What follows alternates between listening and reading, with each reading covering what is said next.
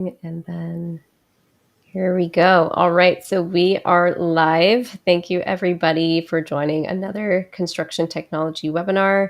I'm really excited to have a dynamite lineup here today, which I'll turn it over to the team here to give an introduction to themselves. But before we do that, our topic for today is the new construction stack, rethinking talent, teams, and scope. So we're going to dive really deep into workforce management, what talent management looks like, and a lot more. So to kick us off, I'll turn it over to Maria with Silo In. Let us know a little bit about you and what you're working on. For sure. Thank you. I'm really excited to be here. So I'm the founder of Siloin, and I spent, 15 years in construction HR, but I've always been fascinated in how different industries tackle certain, workforce and talent issues, and somehow landed on baseball cards, Moneyball. So what we're doing is for workforce management is creating, the pro sports leagues for construction. And essentially it's complete change to how you attract, manage, develop, and retain your talent. Awesome. So this is going to be a really good topic. Let's move on next. I'm just going to go around my screen to Susan. Give us an Yeah, introduction, Susan. yeah. Thank you for having us here. This is going to be fun. Susan Schultz. I am the founder and CEO of TeamStack.ai, and what we do is we use AI and data to link team information, so about the people on the teams, to the project and business outcomes. So we're making the link between workforce management and project and business management. And my background is that I've been in this industry my entire career. Started as a civil engineer out in the field, and then moved up into P&L management. Spent most of my time with AECOM, and eventually led their global key accounts program. So all the private sector customers around the world. Our team was leading all of those construction, engineering, and construction projects. And I think that's where my desire to make it easier for our folks, for our teams to deliver to both our customers' requirements, but also to our business requirements, because there's just so many things happening with our people all the time, outside influences, things with their family, things in the company that just kind of bombard them and stress them. And so what Mm-hmm. we're doing is providing an early warning system, so when that happens, we know as leaders what we need to focus on. All right. Thanks, Susan. And then last but not least, Mandy, tell us a little bit about yourself as well. Yeah, hi. I can you guys hear me okay? You sound great. Okay, super. Yep. Just making sure. All right. Yeah. Mandy McGill. So, I think your video might be a little laggy, but we can hear you. So let's just continue, Mandy, sure. and then we'll see if it clears up. Yeah. Okay, sounds good. Yeah. So I'm Mandy McGill with Idifico AI. So I'm the founder and CEO, and Idifico is a project execution network to connect developers and owners directly with subject matter experts, kind of bypassing the kind of historically. Oh geez, now I'm sorry, I forgot. I'm all confused about the glitch, but No yeah. worries. So We'll yeah, troubleshoot. gatekeepers. So we bypass the gatekeepers and give people direct access to the talent. Okay. Awesome. And I think you're back. It looks like Yeah. you're back. So, yeah, the technology just needed to wake up a little bit. Maybe platform needs some caffeine, but yeah. There And you then go.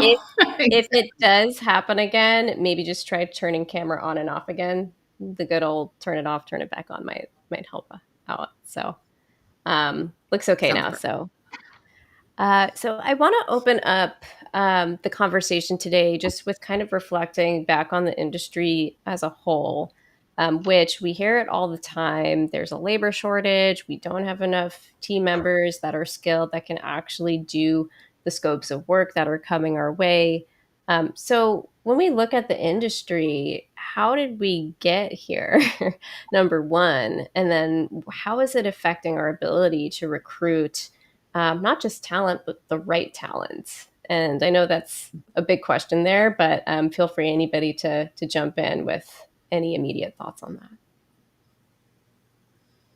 Yeah, And I think I'll jump in. I think the way that we got here is that the industry was designed around you know, the revolution from 50 years ago instead of the digital revolution, which is kind of where we're at now, right? So I think the talent has not caught up to kind of the way that we're working in the future. And instead, it's designed around stacking companies instead of stacking individuals, which is really the way that we should be doing the work. Okay. Susan, Maria, any additional thoughts to add there?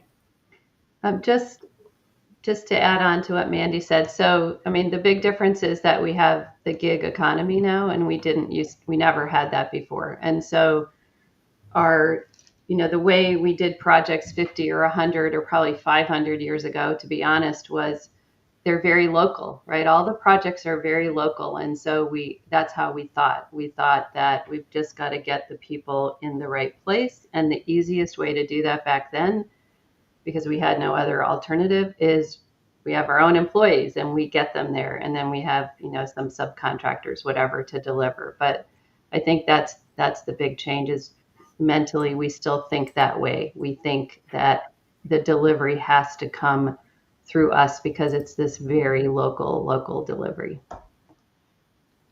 Mm-hmm. Okay. You have a thought there, Maria? Yeah, I think from my perspective, I think obviously, in the last, 50 years, the projects have also gone bigger, right?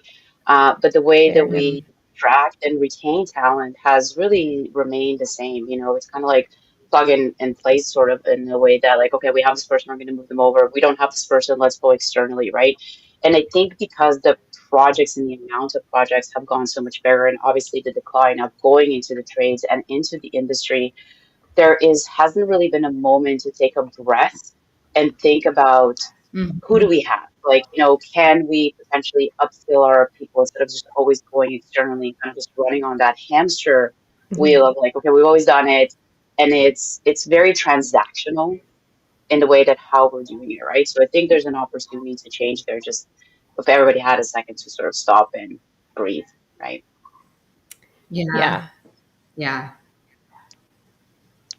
Totally agree on that. And I think the talent is just absolutely exhausted, right? I mean, we do have the highest suicide rate of any other industry. And I think that's often because people are overworked trying to keep up on schedule, right? Susan, we were talking about this yesterday, like trying to stay up to date. And, I think there's technology that can kind of take care of that now, right? And this is where AI comes in to fill that gap.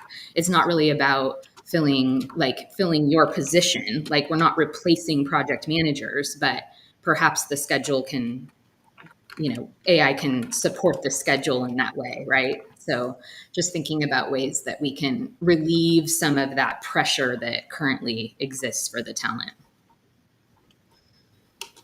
And one Okay. more So, one more thing oh, about yeah. that too is I think there started to be and there must be a sea change in how we lead people.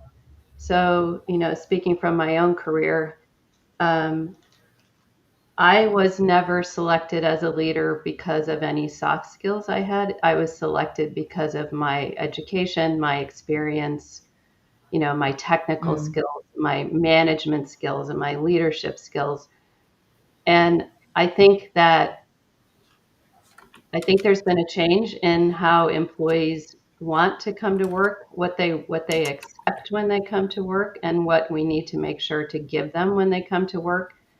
And it does, I think we all know that the best leaders, of course, have all of those other skills and experience, but they also have the emotional intelligence skills as well. That's what I think has changed in our employee, the employees in our industry is they want that they know that's more effective. And I'm not sure all of our leaders have had the right development or training or understanding that they need to add that to their quiver of arrows.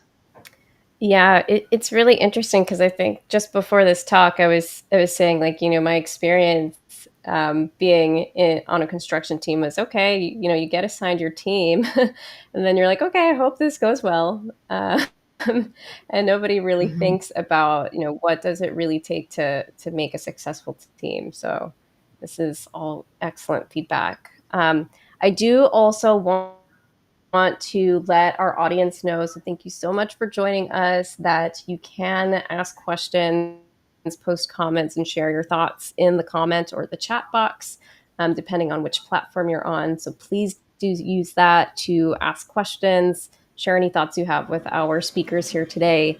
You have access to a wealth of experience and knowledge on this topic, so please do use that comment box. So with that, I'll kind of get into our next topic here. So um, we kind of started a little bit, right? Where in AEC, we don't typically think about some of these like key things that make teams successful, right? So what are some other pitfalls that we fall into?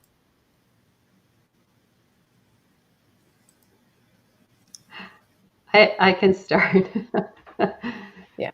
I think that because our industry has so many systems, right? We have project management systems, scheduling, budget systems. We have our business management systems. We have, some kind of ERP a lot of the time, or some kind of, business level system.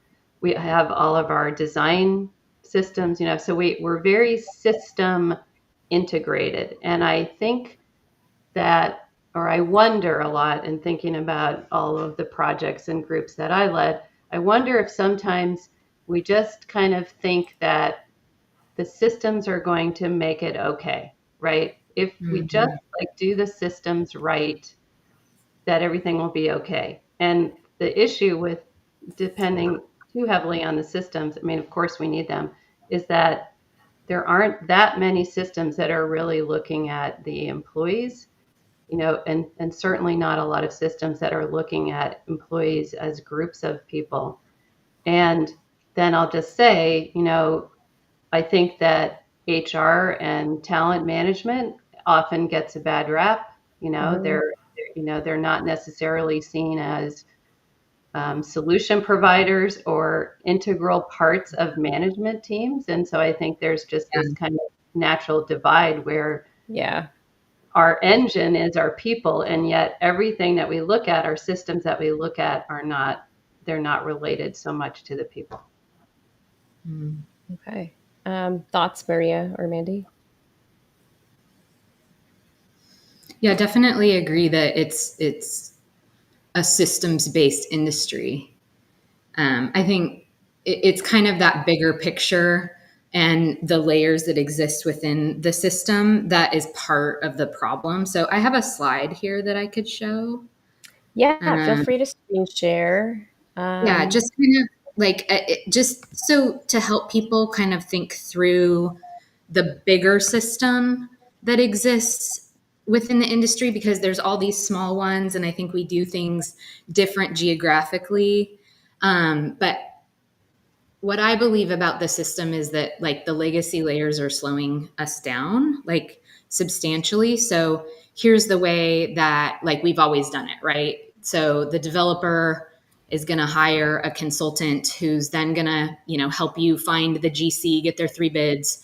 GC's getting the three bids from the subs, right? And there's all these layers in between. And so in its own way, this is a system, right? And then what we're doing is we're sort of eliminating all of these for certain scopes of work. Certainly not all scopes of work, but um, so that's kind of one of the many systems that I believe is definitely slowing us down. And yeah. um, yeah, my hope is we don't have to do that anymore, right? So yeah, totally agree, Susan, on the systems piece. Awesome. Yeah, that makes me think like construction also, in addition to the layers, like it also contributes, the layering contributes to the siloing problem, right? Mm-hmm. So it almost compounds. So the more we can simplify, the less siloed we are, the more direct connections we have to the information and the talent that we need. So Exactly. yeah, I totally appreciate that visual of like switching to a less layered, more direct systems approach. So yeah, thanks for sharing that, Mandy. For sure. So I kind of want to dig into, what I'm going to jump around a little bit here. So like, what makes a good team? How do you source the right team members? And I'll maybe pick on Susan to share a little bit more about this. Yeah. And let me share something Yeah. to show. And while you're doing that, I see some reactions in the chat. I think I saw a heart emoji. So keep them coming. We love to see it. And just a reminder that, for our audience members out there, you can use that comment box to ask any questions or share any thoughts you have about what we're discussing today. Okay, so let's And see. can you see this? It looks good. Okay. So just, I mean, I love the question about like what makes a good team, because we all know in our hearts and minds that the best teams have superb performance. They're really fun to work on. You want to stay with the people, and then the teams that are struggling, it's much harder. Delivery is just much harder.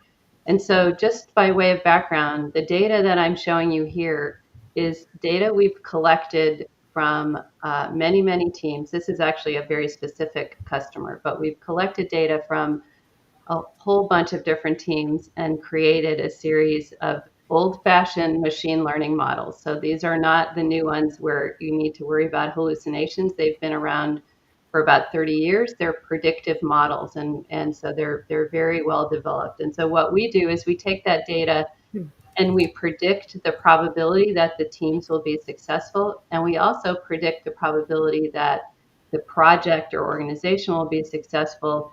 And we predict the probability of meeting budget and schedule. But then underneath those predictions, so it's literally like, a 67% chance that this project will stay on schedule. But underneath that are these factors that are driving that probability of success. And what's been really interesting for us is that the drivers are not what we kind of think they are. And so, and of course, there's so much research around this as well. Like Google did a 3-year study that said what makes their projects successful, and their number one factor was, do the teams trust each other?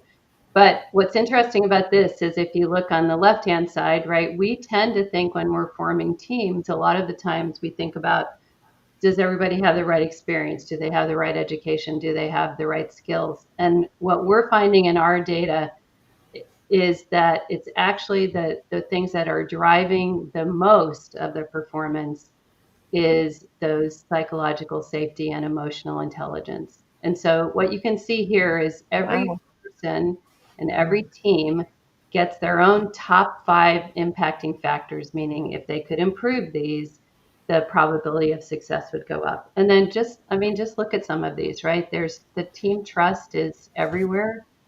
This Yeah. hard Gonna feeling, make this a little bit bigger. There we go. and then even things, so these are just some specific leader top 5 factors. So here's an experienced leader, and because of the way we gather this data, it's anonymous. The people score themselves and they score each other. So leaders get scores, they score themselves, but they also get scores from all their teams. So, you get all this really interesting feedback for this particular leader who's an experienced leader and does a really good job of delivery, is his people are saying to him, if you could get better at receiving negative feedback, we would be a better team. So I just find this very interesting that kind of the stuff we know in our guts about how important it is that people feel seen and heard and part of a team is actually what a data-driven approach shows as well. Yeah. Wow, that's really powerful. I'm just digesting that for a second because when we hire, there's nothing really that says, can I trust this person? Or how do I know if I can trust this person? Yeah, Mm-hmm. any thoughts on that? So like how do you hire for those skill sets that are not as obvious? Yeah. Um, so there's a couple of things to do, and I do think it's back to what Maria and Mandy talked about is there needs to be this change in how we think about everything. But so Mhm. there are some easy, simple tests, assessments that we can do with people even before they get on a team. But then also, what we found, some of our customers are starting to use the assessments that the surveys that we do, even with people that they've just hired, where there's no feedback on them from anybody else, but just what are their individual top 5 factors that we need to make sure that we take care of. But there are definitely, very quick assessment tools that you can just simply incorporate into the process and would make a huge difference. Okay. Any favorites, or should people just maybe reach out to see um, what Well, tools if might work if for they them? ask their HR folks, I think the Yeah. HR folks, their talent management folks would probably know as well. Or I'm happy if they want to reach out to me, happy to give them some insights Yeah. as well. Yeah. I think Cool. it's also about Um, values. Um, values. yeah, Yeah. yeah, and Say more. I think it's about like the company actually embodying the values in every individual and not just coming up with a value set that they then use for their marketing, right? So I think it's about finding Right. those Yeah, it's not just individuals marketing. who actually right. And I think that's often what happens because the nature of construction is like just to get the construction work done, right? Like it's the Right. whole reason you're in business is to finish building a project, right? And so all these other things that feel ancillary to construction leaders really are the most important thing to like also just to bring new talent into the industry as well, right? To Yeah. create companies that people actually want to be a part of. And I think we've gotten away from that a little bit. Yeah. A little bit, yeah. It kind of makes me think about one of the topics that we were chatting about earlier when prepping, is we're putting together people and teams for the projects, right? Not necessarily anything else. Could the group speak a little bit more to that? If I may, I kind of just want to backtrack a Yeah, little bit go for it. in terms of the teams. I think there's a critical piece that's missing, right? Like speaking from experience working as a recruiter, ideally I would love to, interview people for values, and I would love to interview them for um, kind of do assessment tests. But a recruiter on average has 20 to 25 job descriptions, right? You get about 200 applicants per a job opening that you may have. And I think now with, generic job description, AI job descriptions, AI resumes that are coming in and your applicant tracking system, like, pulling out keywords, you're taking a lot of time to like figure out who you should be talking to, right? So I think we have to address fundamentally, like, on a foundation level, like how do we even begin that process? Like who do is it that we bring in, right? And I agree that, there's performance indicators that go beyond, experiences. But I think Mm-hmm. there's something to be said about being able as a company to map out your company's DNA. And what I mean by that is, who you are as a company. What is the scope of your projects? What's the size of your project? Where have your employees come from? Who are your competitors? Who are your secondary competitors? And what projects are ongoing in the market so that you can truly, when you're going through all these descriptions and, your applicants, you can start pulling out individuals and then have meaningful conversations, right? And that's kind of what we're trying to do here with, the pro sports leagues. The first thing that we're building is like an AI coach, which essentially maps your DNA, right? It gives you your roster, it gives you your scouting brief of what you should be doing, and then integrating into your applicant tracking system through the scout. And it's pulling all those people out. So now instead of spending, 20 to 40 hours a week looking at applicants, you can have meaningful conversations with 5 people that actually fit your company DNA in its most basic fundamental way in terms of matching the scopes of your projects. And then you can really start investing in how you're, evaluating for those performances and the values. I'm so glad you kind of went back to that, Maria, because that's so important. Like if we don't know who we are and what we're doing, how are we going to find the right matches? I think is kind of what you're getting at. And Yeah.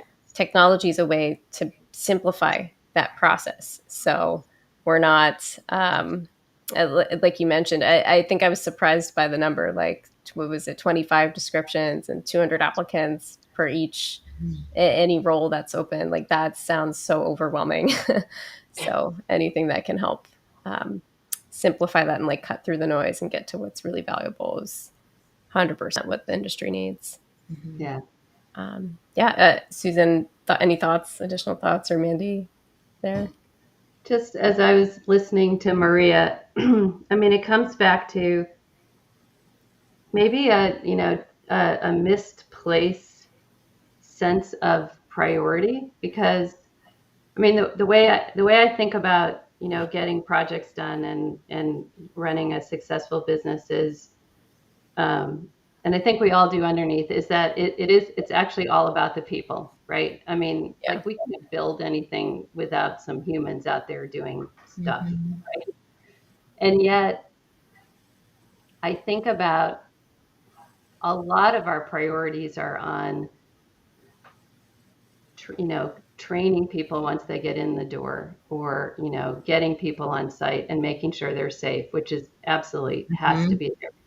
But I'm wondering if part of this, this sea change that needs to happen is a change in the priority of how important it is for everybody, not just talent acquisition, and to get the right people in, to start with the right people. And I just think about Start the with that. companies that I've worked for, because I went through 5 acquisitions as well. Mm-hmm.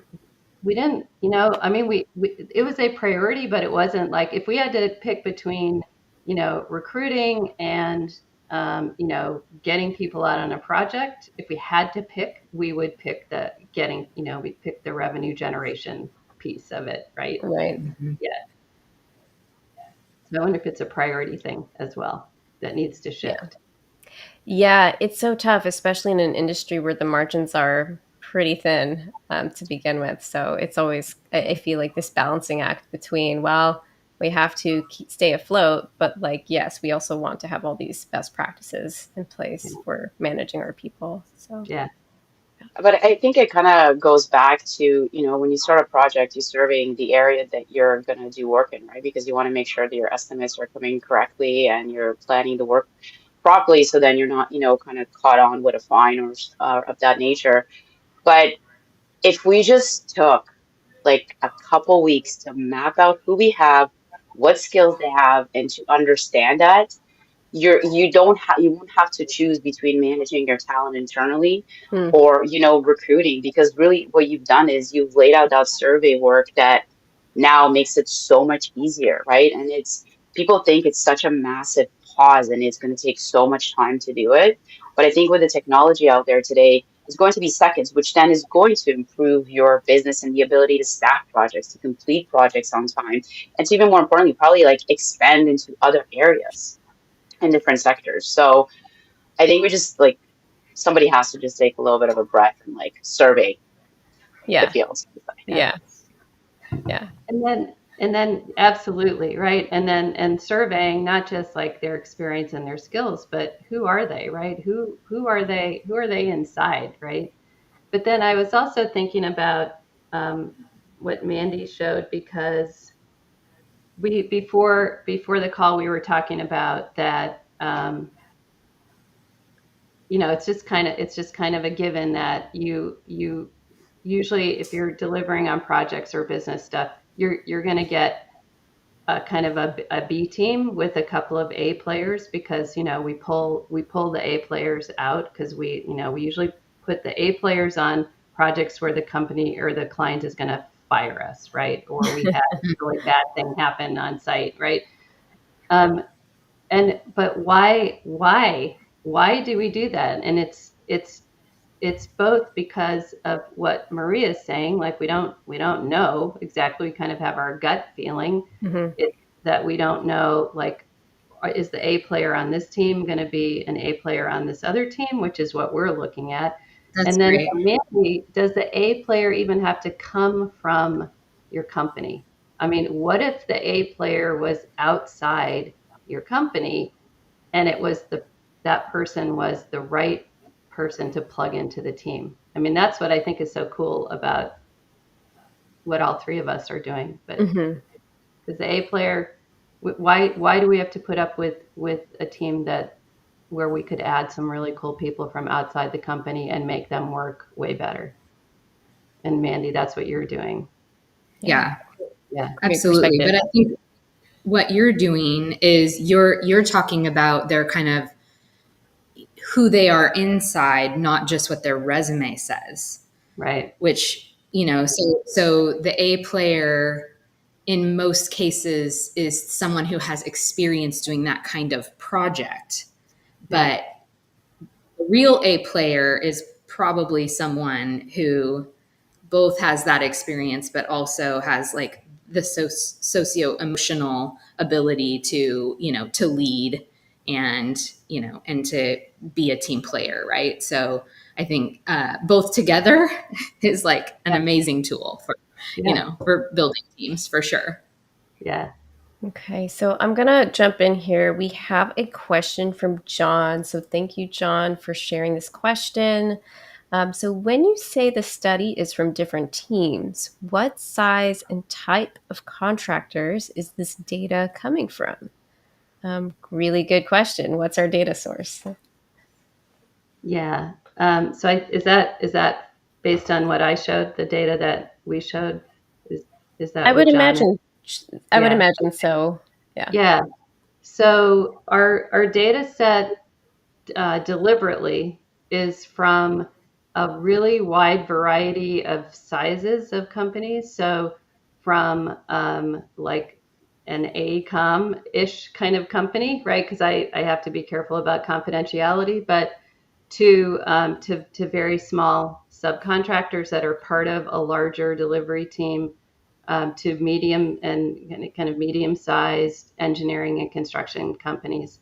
And then the other thing we very deliberately did was try to hit different sectors too. So, companies that really just did kind of vertical construction, companies that did horizontal construction, because one of the things we've been doing is working with um, people who are specializing in team effectiveness and operational efficiency. And what they've said is that teams are what drives teams is all the same, no matter where they work and who they work for and what they're doing, because it's, human dynamics.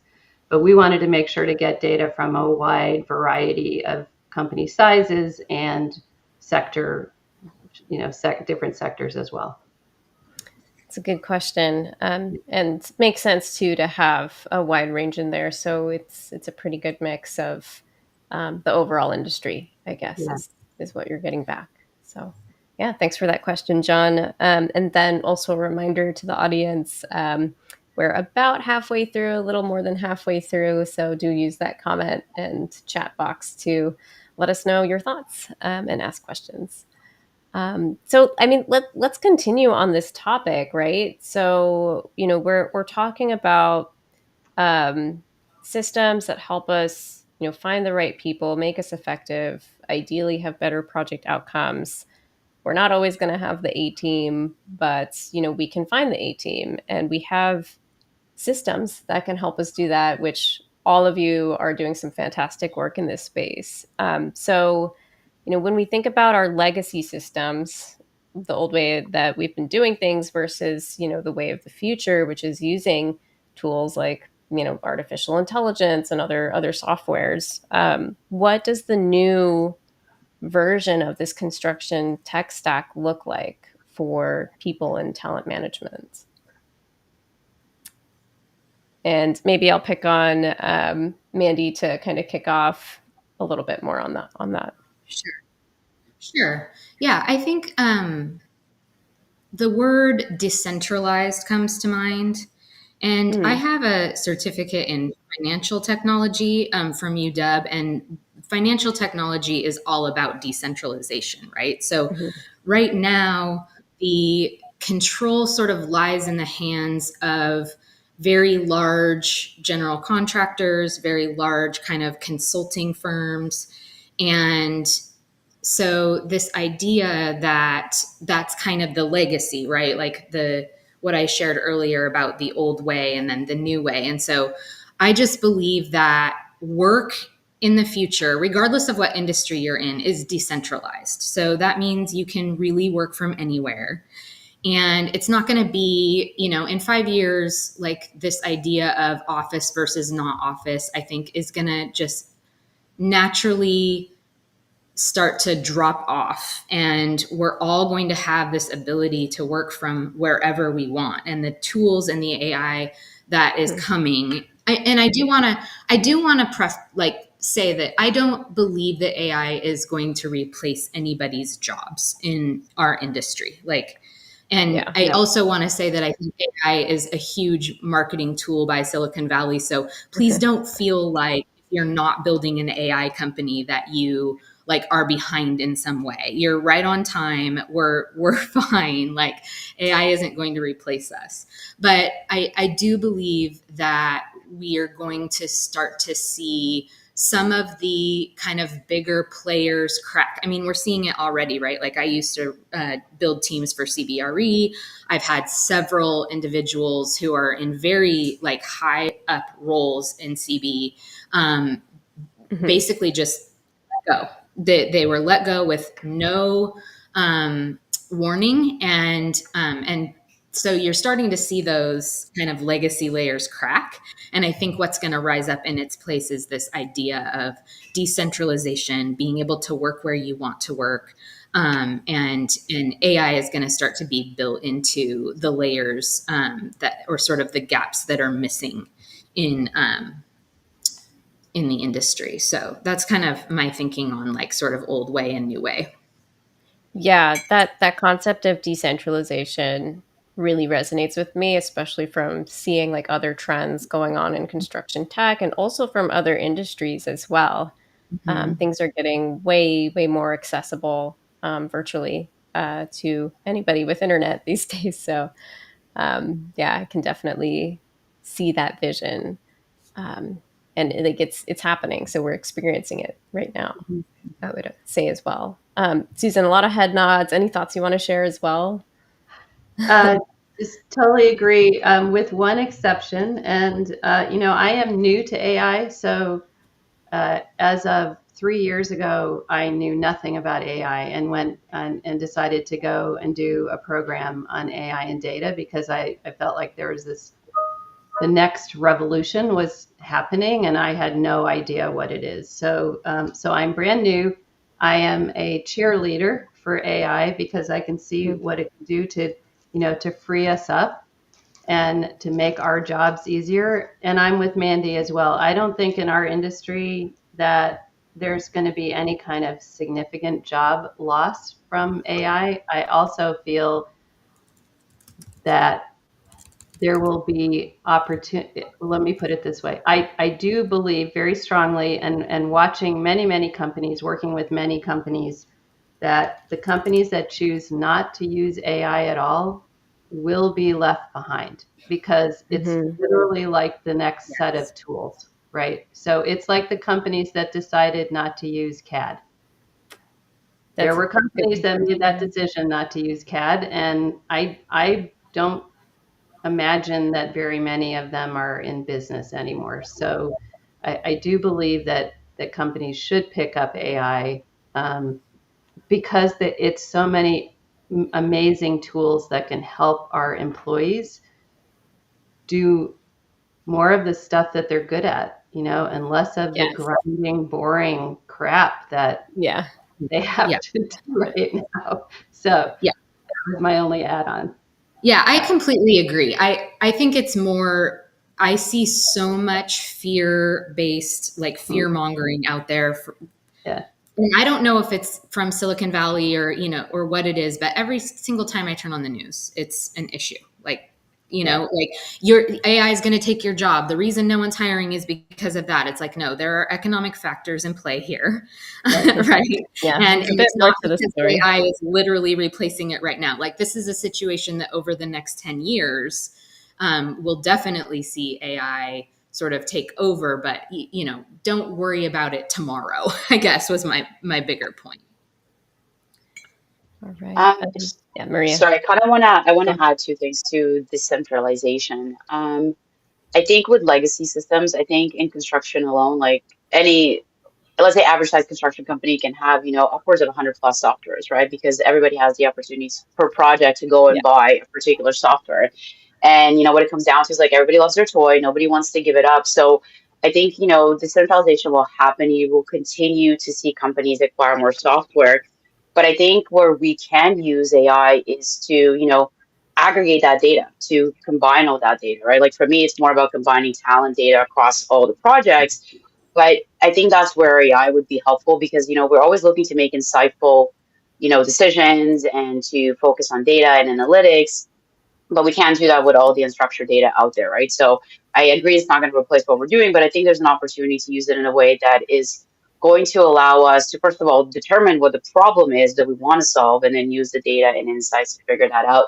And I think the other part when it comes to decentralization is employees, right? Because as the labor shortage comes, as more people are leaving the industry, and there's obviously a skill gap in between there, what's going to end up happening is that you're going to have these individuals that have this massive experience on, mega infrastructure projects or commercial institutional that are going to say, I want to be a free agent, right? Like, why should I be loyal to a company versus loyal to the experience that I have and the, opportunities to go and get there? Because I think a lot of times these legacy systems, as much as companies and HR teams want to believe, and it's not of their fault. I think it's just how we always thought about managing talent, is that none of them are out there to promote anything for the employee. Like, how are you creating visibility for me in the company? How are you actually allowing me to have control over my career, right? So I think there's a bit of that decentralization from, I owe what I have to the company versus I'm going to go out there and be able to be a free agent and make a lot more money and work on specific projects and scopes that I want, right? Which I think is kind of like what Mandy's sort of alluding to, in the sense of that free market and decentralization. So that's kind of what I'm Wow. thinking. Yeah, a lot of good thoughts. I'm like, I need to go back and listen to this and like sit down and process a bit because this is just so good. I think I saw a couple thumbs up too in the chat as we went through some of that conversation. So really, really good perspective. I want to make sure we spend a little bit of time too. We kind of touched on it a little bit in the beginning where we talked about burnout and like our industry unfortunately has some of the worst statistics when it comes to mental health, and also retention, right? So when let's say we do have our A team and we know who they are, maybe we've done a good job, we've done all the mapping and the surveys, and like we understand our people really well, and for some reason or another, we think they're happy, they're doing a great job, and then that A player, that A team, for whatever reason heads on out the door. What can we do to kind of keep that talent, or what are the group's thoughts on retention in the industry right now? Mhm. Uh, I can Yeah, I start. think about Oh, yeah. retention. Go ahead. Yeah, go ahead, Mandy. Oh, okay. Yeah. Um, yeah, I think about it from kind of the bigger perspective, not necessarily from like a company perspective, but more like how are we going to convince young people to join the industry at all? And I Mm-hmm. think what that really is about community, and it's about like a feeling of belonging. And so one of the things that we're working on is how you can connect those individuals who are leaving the industry or maybe just want to work on a project by project basis with individuals who are just entering the industry to give them a mentor and a mentee. And I think a lot of that just gives them like meaning. And I think we need to design kind of a bigger way to impart that knowledge that's leaving the industry into those who want to enter it. So it's one of the kind of big picture things that we're working on at Idifico, and how Yeah. we create community for people and be really intentional about that. So what I took from that is meaning and mentorship. If you don't have those, you're probably going to lose some of those A That's players. right. Yeah. That's And right. then Susan, I know you had a couple thoughts there. Yeah, I totally agree with that. And Our data all shows that the stuff yeah, that's driving is that the psychological safety, emotional intelligence of the leaders, sense of belonging.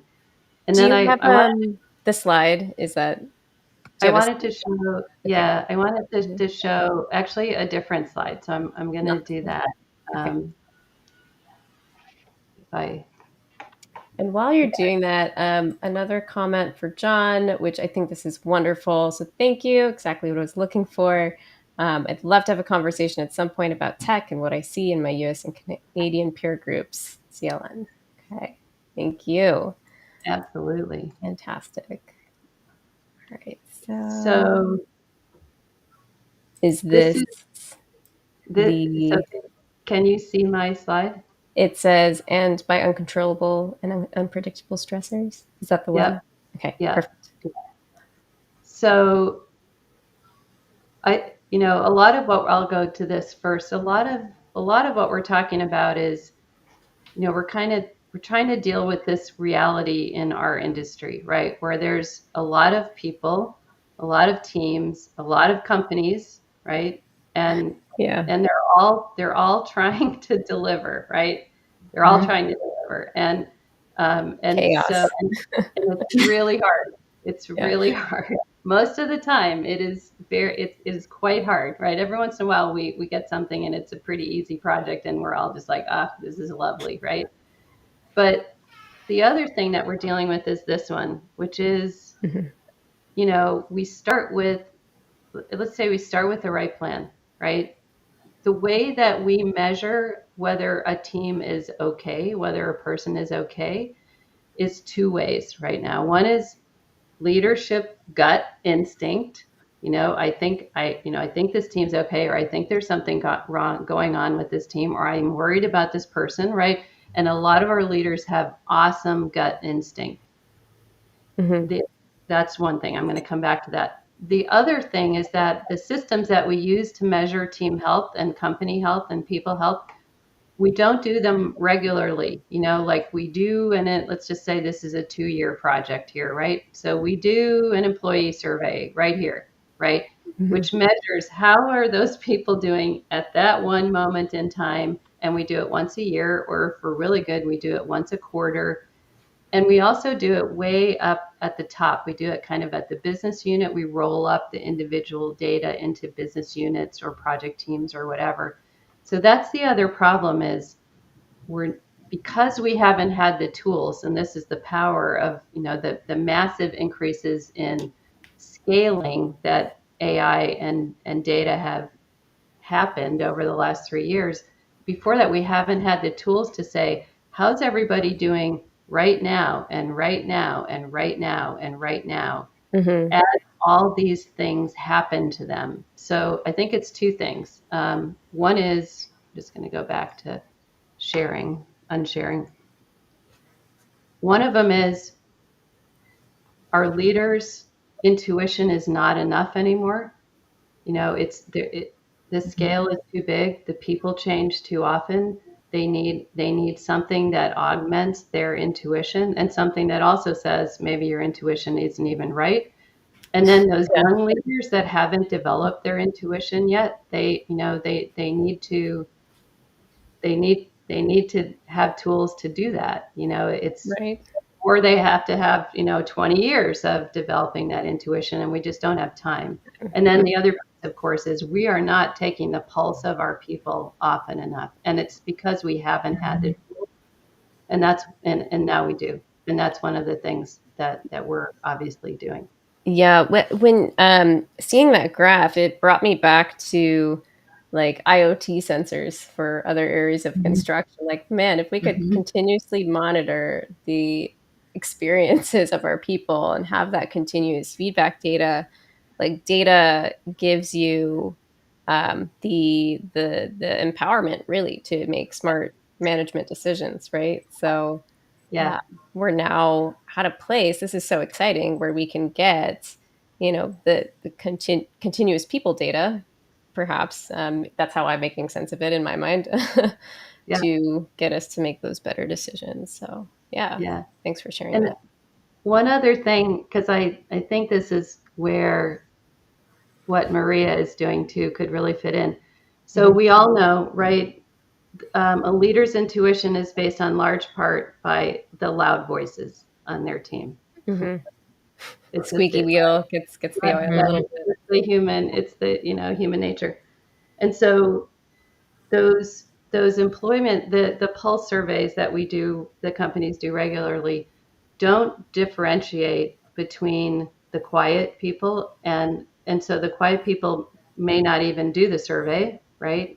Many companies, they have to really push hard to get people to do the surveys, or the quiet person will not share concerns. And so that's Hmm. the other thing that tools like what we have can really do is it gives everybody a voice. They have an equal voice, whether they're a quiet person or a loudmouth or a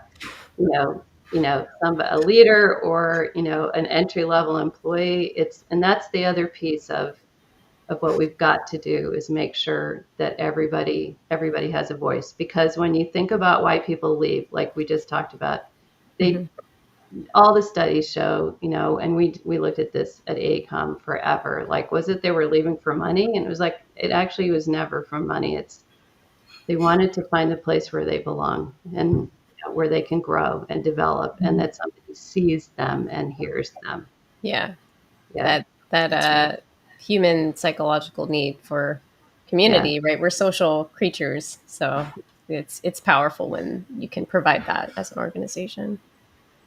Mandy, was there a thought there? Um, I don't think so. Just fully in agreement that Yeah. that's a really important piece, and I think in general we're ignoring it as an industry. Yeah. So yeah, just want to affirm how Yeah. important that is. 100%. So we're in the, Sorry, if I oh, may. yes, Yeah, absolutely. Please I just jump in. want to kind of touch points on, Andy talked about how we attract individuals to our industry. Um, One of the things that I would have to say is obviously we have to start a lot younger in terms of getting people interested in the industry. But Hmm. I think the other piece that's really important, the younger generation, as I date myself, but the younger generation really builds community online, right? Hmm. That's their sort of opportunity to build a community online, and then when they do the research, they look online to figure out who's who. And I think it's really important if we want to create a community for them, is also to have those kind of tools internally within our organizations, right? Like they're so used to technology. Like if, even as I was, leaving a general contractor, a lot of these people would be emailing and be like, hey, who do you know, instead of having a conversation or reaching out on their own, right? So I think it's really important to, create visibility inside your organization of who you work with and have the ability to create these connections or mentorships or, build relationships in general in a way that is comfortable for, the people that are entering the space versus how it's always been done. And because I think if there's a comfortability level where we do like this, obviously eventually, you can build communities outside of being online. But I think it's something important to consider if you want to attract young talent is to have those kind of spaces for them and use those kind of products.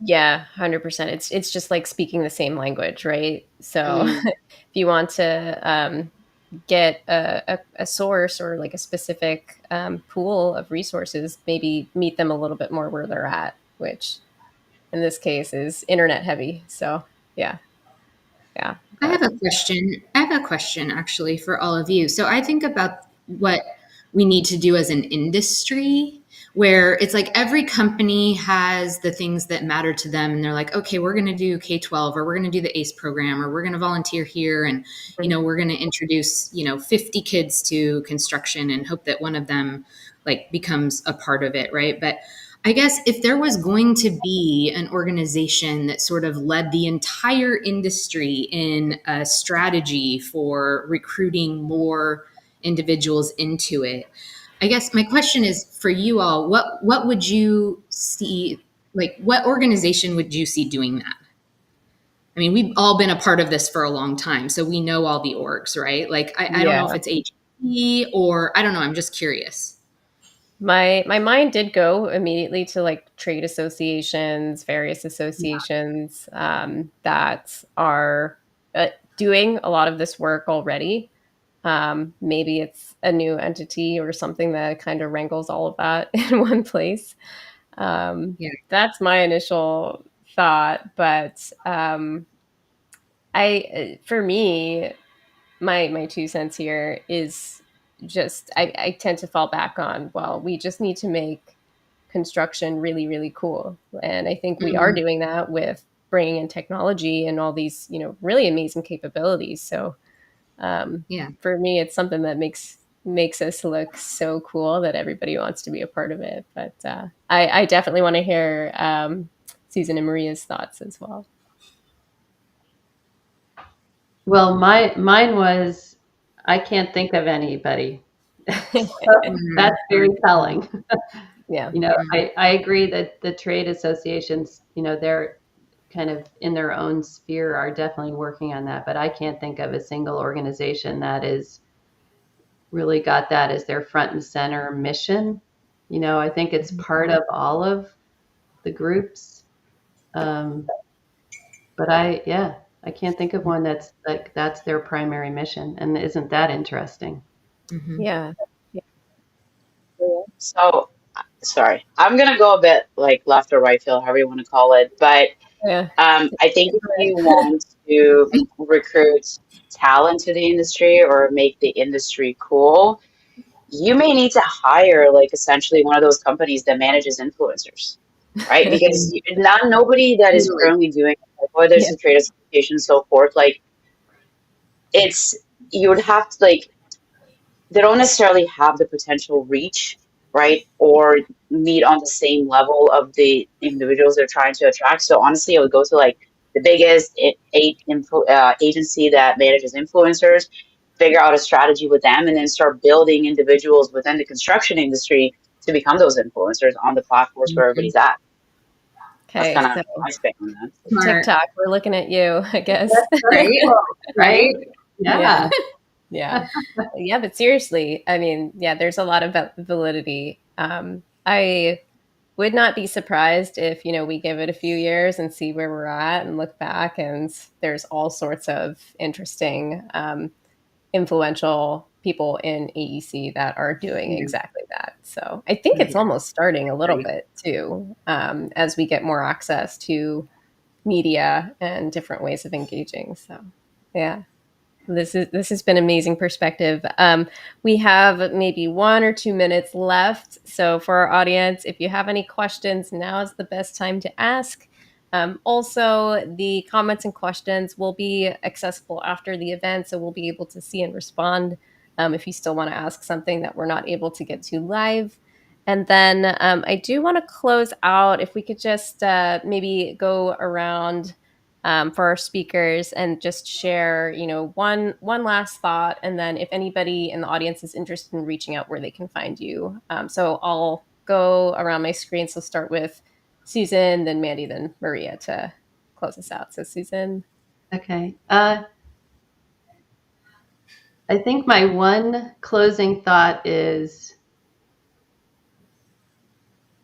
our our employees now, current and future, are demanding that we change. And to me, this is a huge opportunity to really focus on the leadership side and the care and feeding of our people, and taking advantage of these really incredible tools that literally were not available three Yeah. years ago. Yeah. That Mhm. that's I would sum it all up to that. I think we're good at everything else. So let's just focus on the engine now and make sure the engine Run. the humans are fed and nurtured and heard and Yeah. supported and developed. Yeah. Okay. Awesome. Um, And and then you where can can get me people? at Susan at teamstack.ai. Perfect. Thanks, Susan. Yeah. Mandy, and then Maria.